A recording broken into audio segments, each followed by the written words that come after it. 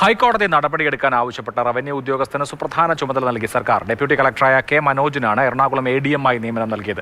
അച്ചടക്ക നടപടിയുടെ ഭാഗമായി അണ്ടർ സെക്രട്ടറിക്ക് മുന്നിൽ തിങ്കളാഴ്ച ഹാജരാകാനിരിക്കെയാണ് നിയമനം. ജെയിൻ എസ് രാജു വിവരങ്ങളുമായി. ജെയിൻ, എന്തുകൊണ്ട് ഈ ഉദ്യോഗസ്ഥന് സവിശേഷ പരിഗണന?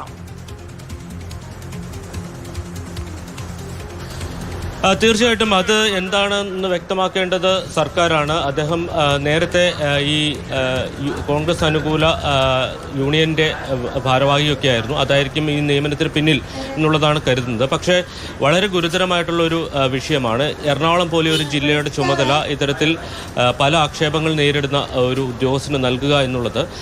രണ്ട് പ്രധാനപ്പെട്ട അച്ചടക്ക നടപടിയാണ് ഇദ്ദേഹത്തിനെതിരെ ഇനിഷ്യേറ്റീവ് ചെയ്തിരിക്കുന്നത്. അതിൽ ഒന്ന്, കണയന്നൂർ താലൂക്കിൽ ഇദ്ദേഹം ജൂനിയർ സൂപ്രണ്ടായിരിക്കുന്ന സമയത്ത് ഒരു നെൽവയൽ നീർത്തട നിയമം ലംഘിച്ചുകൊണ്ടുള്ള ഒരു നികത്തൽ നടപടി നടന്നു. അതിൽ വിജിലൻസ് കേസ് രജിസ്റ്റർ ചെയ്യുകയും അതിൽ 7ാം പ്രതിയായി ഇദ്ദേഹത്തെ പ്രതി ചേർക്കുകയും ചെയ്തിരുന്നു. അതിൽ വകുപ്പ് തല നടപടി പുരോഗമിക്കുന്നുണ്ട്. അതോടൊപ്പം തന്നെ ഇടുക്കി ജില്ലയിൽ മൂന്നാറിലെ ഒരു റിസോർട്ടിന് വഴിവിട്ട് സഹായം ചെയ്തു എന്നുള്ളതായിരുന്നു ഇദ്ദേഹത്തിനെതിരെ ആരോപണം. അത് ജില്ലാ കളക്ടറെ മറികടന്നുകൊണ്ട് ജില്ലാ കളക്ടറുടെ നിർദ്ദേശത്തിന് വിരുദ്ധമായി ഈ കെട്ടിടത്തിന് അനുകൂലമായ നിലപാട് സ്വീകരിച്ചു. ഇത് പിന്നീട് അമിക്കസ് ക്യൂറി ഹൈക്കോടതിയുടെ ശ്രദ്ധയിൽപ്പെടുത്തുകയും ഇത് ഹൈക്കോടതി തന്നെ ഈ വിഷയത്തിൽ ഇടപെടുകയും ഈ ഉദ്യോഗസ്ഥനെതിരെ കർശന നടപടിയെടുക്കണം എന്ന് ആവശ്യപ്പെടുകയും ചെയ്തു. ഇതിന്റെ പശ്ചാത്തലത്തിൽ വകുപ്പ് തലത്തിൽ ലാൻഡ് റവന്യൂ കമ്മീഷണർ തന്നെ ഒരു അന്വേഷണം നടത്തുകയും ഇദ്ദേഹത്തിന്റെ ഭാഗത്തുനിന്ന് ഗുരുതരമായ വീഴ്ചകൾ ഉണ്ടാവുകയും ചെയ്തു എന്ന് കണ്ടെത്തിയതുമാണ്. ഇതൊക്കെ നടക്കുന്നത് 2024-ലാണ്.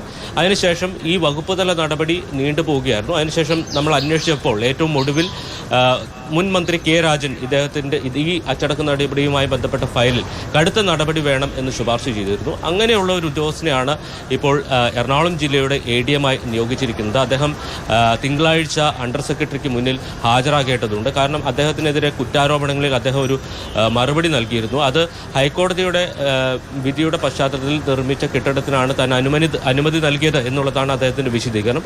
ആ വിശദീകരണത്തിൽ കൂടുതൽ ഹിയറിങ്ങിന് വേണ്ടിയിട്ടാണ് തിങ്കളാഴ്ച അദ്ദേഹത്തോട് ഹാജരാകാൻ പറഞ്ഞിരിക്കുന്നത്. ഇതിനെല്ലാം ഉപരി ഇദ്ദേഹം ചൊക്രമുടിയിൽ നടന്ന കയ്യേറ്റവുമായി ബന്ധപ്പെട്ടും ആക്ഷേപം നേരിട്ട ഒരു ഉദ്യോഗസ്ഥനാണ്. നമുക്കറിയാം, ഇന്നത്തെ മുഖ്യമന്ത്രി VD സതീശൻ, അതോടൊപ്പം തന്നെ ആഭ്യന്തരമന്ത്രി രമേശ് ചെന്നിത്തല, ഈ രണ്ടുപേരും ചൊക്രമുടിയിൽ നേരിട്ട് പോവുകയും അവിടെ നടന്ന നിയമലംഘനങ്ങൾക്കെതിരെ നടപടി ആവശ്യപ്പെടുകയും ചെയ്ത ആളുകളാണ്. അവരാണ് അധികാരത്തിലെത്തിയപ്പോൾ ആ ആരോപണ വിധേയനായിട്ടുള്ള ഉദ്യോഗസ്ഥന് സുപ്രധാന പദവിയിലേക്ക് എത്തിക്കുന്നത്.